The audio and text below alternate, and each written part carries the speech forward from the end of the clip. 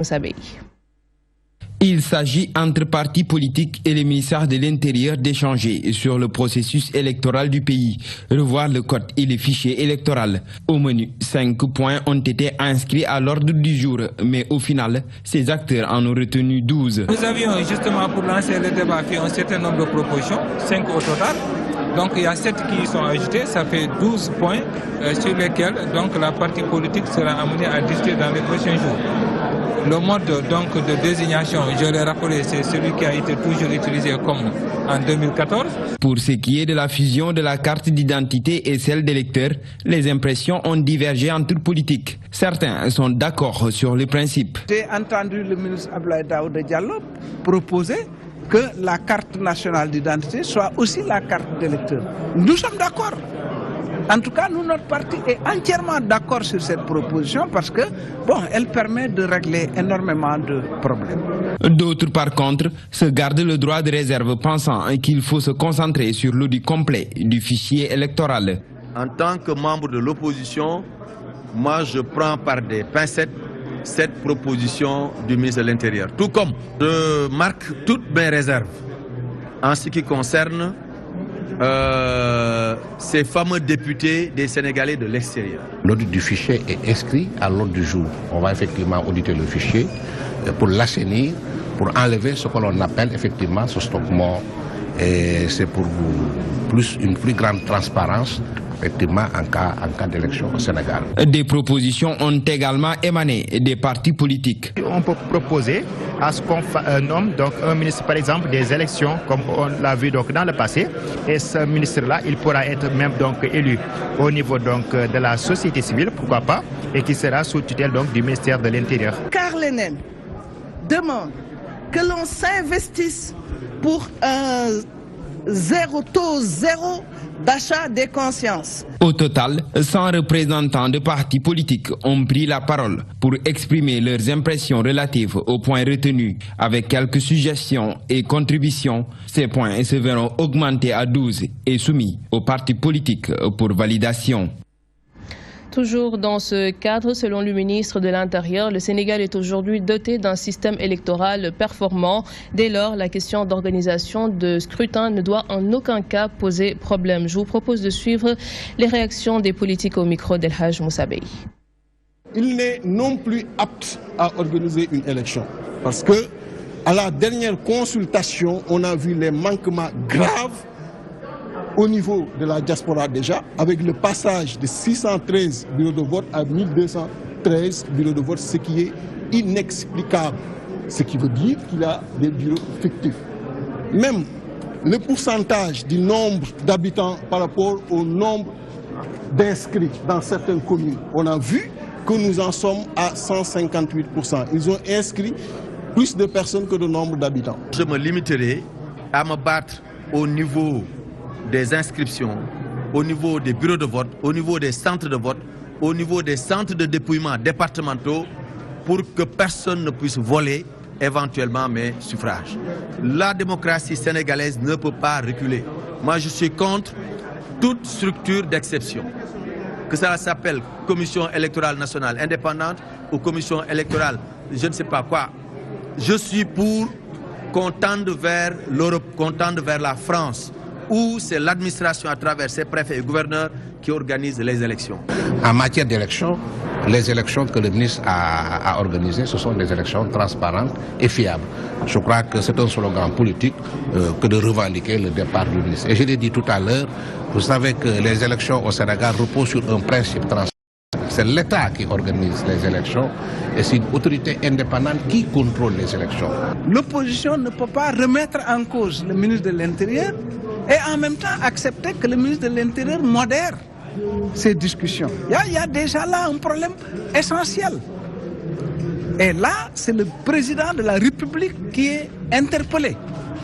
Le président a dit devant tout le monde qu'il n'est pas question qu'il revienne sur l'organisation des élections par le ministre de l'Intérieur. L'opposition dit que le ministre de l'Intérieur n'organisera pas nos élections.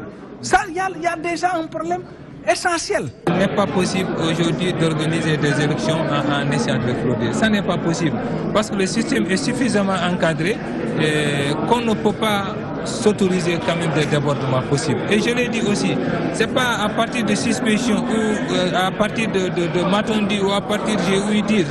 On ne peut pas fonder des arguments sur cela. Comme je l'ai dit, une élection, si elle a lieu, elle est encadrée. Ça veut dire que même le contentieux en fait partie. Si aujourd'hui une personne se sent lésée par ça, mais elle devait essayer justice au moment venu. Voilà donc, et puis le président de la République peut user de ses prérogatives pour gracier n'importe quel Sénégalais.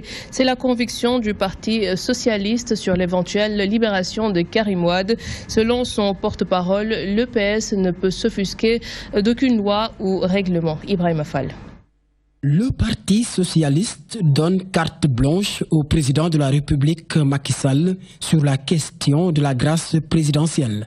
Pour le porte-parole du Parti socialiste, le parti est loyaliste. Si le président a été amené à dire que c'est possible qu'il use de ses prérogatives de chef de l'État, président de la République, pour gracier quelque prisonnier que ce soit, conformément à l'esprit et au terme de l'article 47 de la Constitution.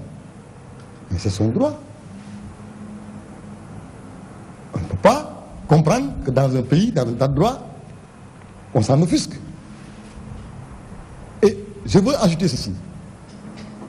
La grâce, ça appartient exclusivement au président de la République. Et il n'y a pas de conditions préalables. Sur cette question-là, c'est clair et net. Le Parti socialiste, en ce qui le concerne, est dans cette posture républicaine, faite de loyauté. Le Parti socialiste affiche déjà ses ambitions en vue des échéances à venir, mais pas sous la coupole du PS. Dans le mois de juin, nous allons nous retrouver en bureau politique et un comité central pour, évaluer notre participation au référendum, 2, envisager dans un futur proche toutes les situations politiques qui pourraient être amenées à se poser à nous, qu'il s'agisse des élections au Conseil, des membres du Conseil, de l'avènement du Haut Conseil de la République, l'élection de ses membres, comme des élections législatives. En tout cas de cause, le Parti socialiste a déjà acté sa volonté irréversible d'aller aux élections législatives dans le cadre de Benno Bokk Yakaar. D'autres points de l'actualité ont aussi été au menu de cette rencontre, notamment la qualification de l'équipe nationale du Sénégal à la prochaine Coupe d'Afrique des Nations, le dialogue national amorcé par le chef de l'État et qui, selon ces socialistes, est en train de répondre aux attentes des Sénégalais. Ousmane Tanor Dieng et ses camarades ont aussi salué l'esprit patriotique des enseignants grévistes qui ont finalement accepté de prendre part aux épreuves des anticipés de philosophie tenues ce mercredi. Le mouvement progressiste des acteurs du secteur informel apporte sa réplique à Ousmane Sonko sur la question des impôts à l'Assemblée nationale. Selon le mouvement, leur leader est victime d'acharnement et de tentatives visant à le discréditer. Moustapha Niasse et compagnie estiment que les arguments avancés par Sonko ne reflètent pas la réalité. Je vous propose de suivre les explications du coordonnateur du MPASI, Lamine Thiam. Les révélations faites par ce responsable politique avec un sens fort de théâtralisation et de la communication politique rentrent bien dans cette entreprise de démolition d'un homme, c'est vrai, de valeur de la République. D'un homme éminemment humain qui a eu à reverser ses salaires de ministre sous forme de bourse aux étudiants les plus démunis de nos universités. Nous appelons donc Sonko, le politicien, à plus de responsabilité et d'éthique professionnelle, mais aussi à plus d'exhaustivité dans l'analyse du fonctionnement de l'État. Pour ce impassible, pour consolider des acquis démocratiques et la prospérité des masses laborieuses. Faciliter aux citoyens l'accès aux informations relatives au budget et renforcer l'alignement de l'État du Sénégal par rapport aux standards internationaux en matière de budget ouvert. Tel est le combat que compte mener l'USAID et l'ONG 3D à travers le programme Sunu Budget. Un projet de loi va être proposé dans les semaines à venir pour résoudre les faiblesses liées à la transparence budgétaire. Adjara Sissé. Le Sénégal connaît depuis 2015 une faiblesse relativement à la transparence budgétaire et à l'accès à l'information par la population. Un constat confirmé par ce chiffre de 43 sur 100 malgré les efforts consentis par l'État. Ainsi, pour régler la question, le programme Sunu Budget de l'USAID PACE avec l'appui de l'ONG 3D compte changer le paradigme. Cette information, vu le caractère un peu exotique de l'information et vu les canaux utilisés qui sont pas accessible au commun des citoyens, aux citoyens lambda, parce que c'est en général mis en ligne. Le nombre de personnes, le nombre de Sénégalais qui a accès au site internet et qui peut décrypter le budget est aujourd'hui assez limité. Or, c'est une exigence de l'UEMOA dans le cadre harmonisé des finances publiques. Nous avons estimé que, alors, il faut travailler avec le ministère des Finances, particulièrement le ministère du Budget, pour travailler à ce que l'information financière soit beaucoup plus accessible en termes de conception.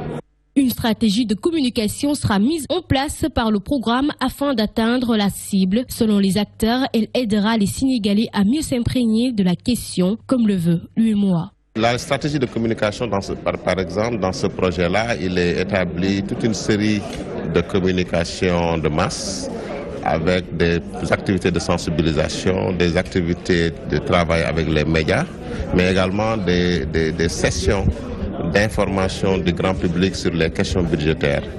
Le budget part du citoyen et revient à lui, et pour cela, la participation de la population à la prise de décision et le contrôle des finances publiques par les États doivent être une obligation, selon l'ONG 3D.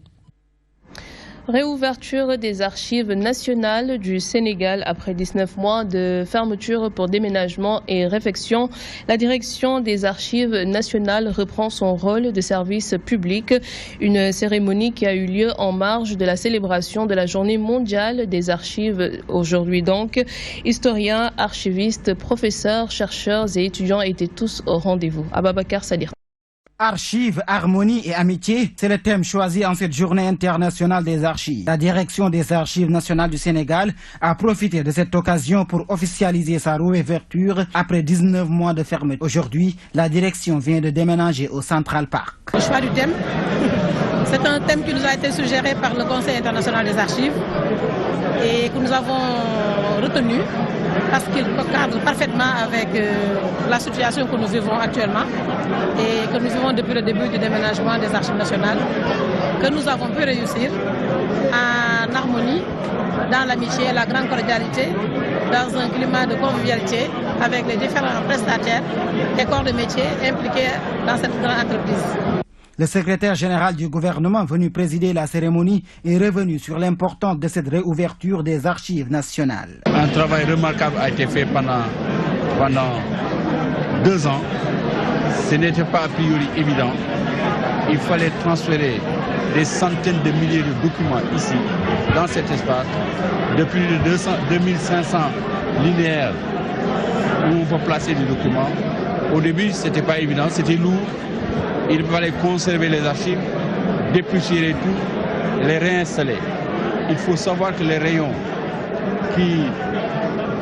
sur lesquels sont disposées ces archives n'ont pas été rénovés depuis l'époque coloniale. Il en a également profité pour parler du rôle que joue cette bibliothèque séculaire lors des recherches. Elles sont fondamentales, les archives nationales.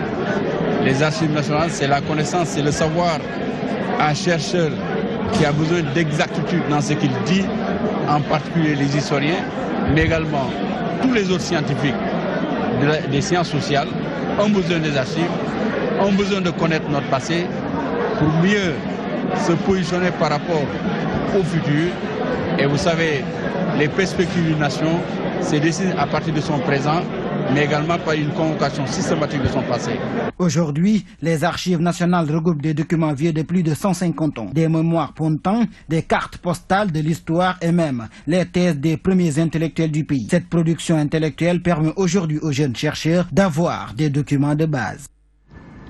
Ce 9 juin est donc célébrée la journée mondiale des archives, un prétexte pour la rédaction de s'interroger sur l'importance des archives, mais aussi l'insertion des étudiants après leur formation. Malgré le numérique, étudiants et professeurs de l'EBAD pensent qu'il est impératif de conserver les archives pour la continuité. Plus de détails avec Kodenjai. Les archives gardent toujours leur pertinence malgré l'ère du numérique. Une conviction de ces pensionnaires de l'EBAD, école de formation des archivistes. Les archives, ce n'est pas le contenant, mais c'est le contenu. Donc, les gens, parce que quand on parle d'archives, les gens pensent souvent que ça a rapport avec les papiers.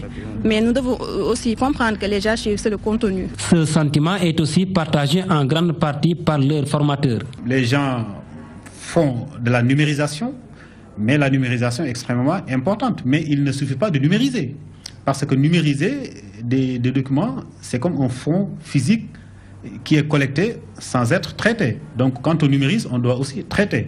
L'insertion des étudiants après la formation fait souvent défaut et pourtant ce n'est pas le besoin qui manque selon ce professeur. Si une entreprise est confrontée à un problème et qu'il doit revenir à ses fonds documentaires pour justifier un besoin quelconque, donc là, on se rend compte de l'importance des archives. L'EBAD produit chaque année des promotions d'archivistes et qui doivent être insérés par l'État, je crois, parce que l'État en a besoin, les administrations publiques ont besoin des archivistes. Ces étudiants se disent prêts à relever le défi, mais cela devra d'abord passer par une insertion. Et à ce titre, ils interpellent l'État. C'est un problème de mentalité, parce que la plupart ont recruté des gens qui ne sont pas formés, c'est-à-dire on voit un ami ou bien quelqu'un de proche pour lui dire vous venez travailler dans cette poste. Dans cette entreprise, on a besoin des archivistes qui doivent entretenir les informations, les traiter, les classer et autres. Et on a tendance à voir que dans les entreprises, on recrute des gens qui ne sont pas dans les places qui conviennent. Chaque année, l'EBAD produit une promotion de 30 étudiants sur le marché du travail. Pour avoir de meilleures conditions d'études, ces étudiants réclament un bus pour les travaux pratiques, mais aussi une salle informatique. Toujours par rapport à cette journée, nous nous sommes également intéressés aux archives audiovisuelles. L'on constate que beaucoup de télévisions sénégalaises peinent à trouver des archives, des images d'archives. Voilà, seule la RTS détient la majeure partie de cette mémoire collective. Comment fait-elle pour garder ces archives? Élément de réponse avec Aïssatou Dioptal.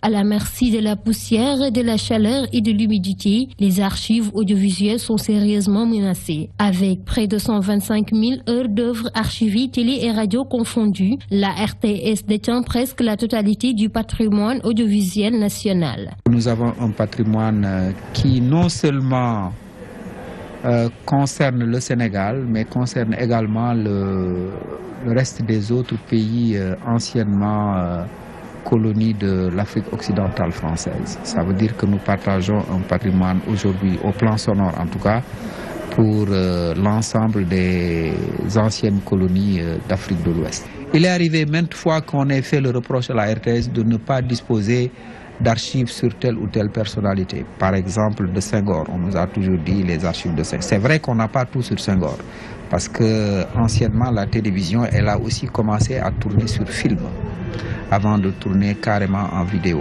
Dans cette salle se trouvent des images témoins de l'histoire du Sénégal, de l'Afrique, voire même du monde. Des images qui ont marqué l'humanité comme le naufrage du bateau le Joola, les attentats du 11 septembre, les manifestations pré-indépendance, entre autres. Pour la protection de cette mémoire collective, la RTS est dans la numérisation depuis une dizaine d'années. Depuis une dizaine d'années au niveau de la radio et de la télévision même, la RTS tente de prendre le devant sur le numérique.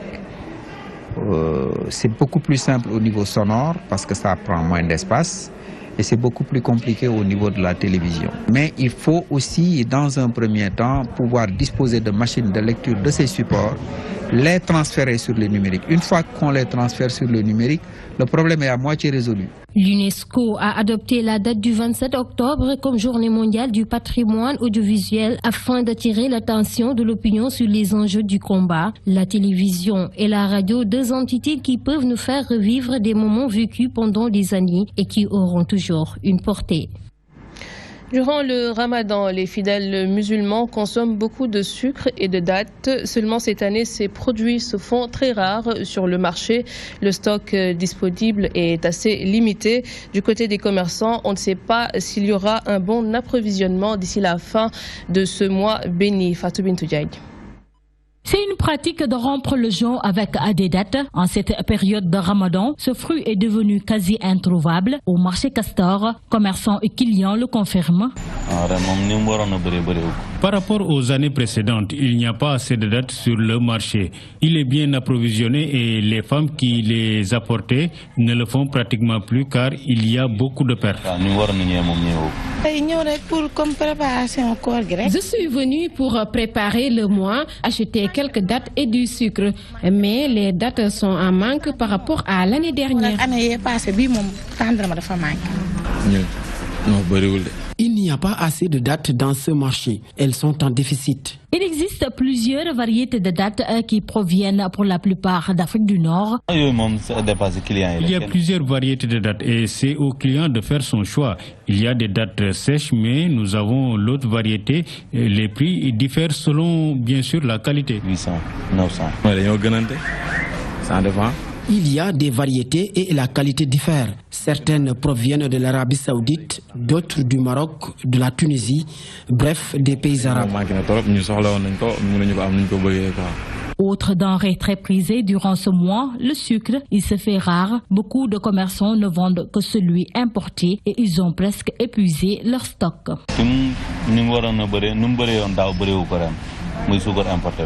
Le sucre également est en manque, même pour le sucre importé. Il est plus commercialisé par rapport au sucre local. On a un stock limité en sucre car il est en manque. Mais moi, je ne vends pas le sucre local car... Ces clients cherchent le sucre local mais ne le trouvent pas. Toutefois, ils comptent faire le tour de quelques boutiques pour tenter de s'approvisionner. Je cherche le sucre local mais je ne l'ai pas encore trouvé. C'est ma première boutique et je compte faire le tour du quartier pour l'avoir. Sucre et dattes, deux denrées très prisées durant ce mois de Ramadan et le stock disponible sur le marché est très limité, ce qui pourrait entraîner des agréments aux consommateurs. Les chrétiens éprouvent souvent des difficultés pour trouver à manger durant le mois de Ramadan. La plupart des restaurants sont fermés. Quelques chrétiens rencontrés déplorent cet état de fait et disent mériter plus de considération. Un reportage signé des Fatimlo.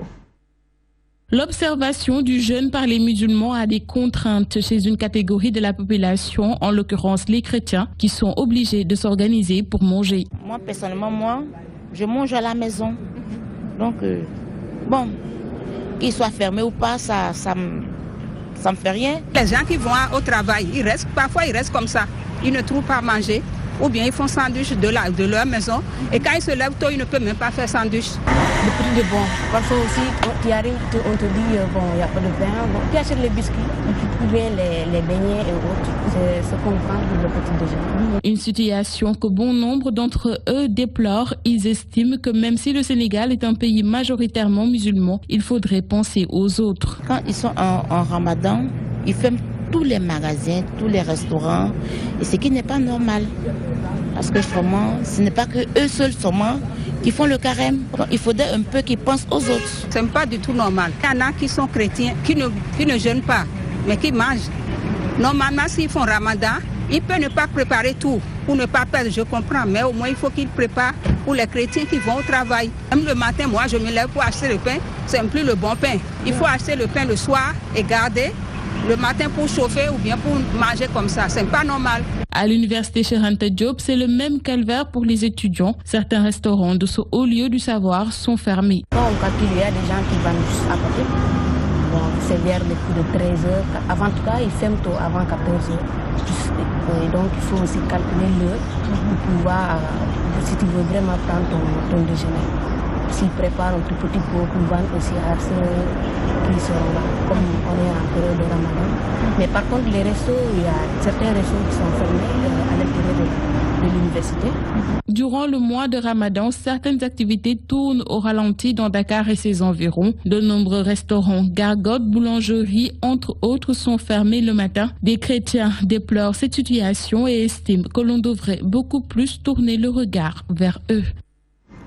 Déficit de salles de classe au lycée de Toubacouta, la commune et certains services de l'administration libèrent des salles pour abriter les élèves. Autre difficulté dans ce lycée, il n'y a pas assez de professeurs de mathématiques. Seul un professeur doit gérer donc toutes les classes du cycle secondaire. L'éducation, c'est l'objet de notre 3e numéro dans la série de reportages consacrés à Toubacouta. Ibrahim Fall. Cette école de Toubacouta ne peut plus contenir les potaches. Des salles sont empruntées pour accueillir les élèves. Dans cette école, toutes les classes sont occupées. Nous sommes à la tête d'un lycée mixte composé d'un cycle moins et d'un cycle secondaire.